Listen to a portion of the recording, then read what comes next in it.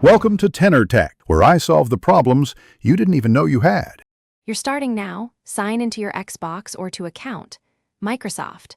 Com using your Microsoft credentials. Once signed in, press the Guide button on console, go to your profile and select My Profile, then customize and change Gamertag.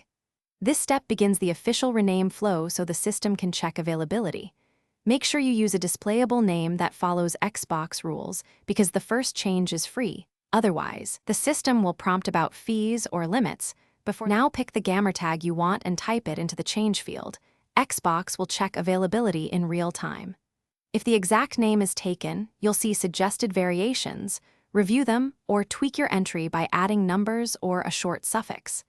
Make sure to follow naming rules so the system doesn't reject it. No offensive words, reasonable length, and permitted characters. Once you see an available tag, confirm it so Xbox reserves that name for your account immediately. Confirm the Gamertag change and accept any fee if it's not your first free change. The system will show a confirmation. Once done, sign out and sign back in, or restart your console and apps so the new name syncs everywhere. If your new name doesn't appear, clear the Xbox cache or try changing it via account. Microsoft. Com instead.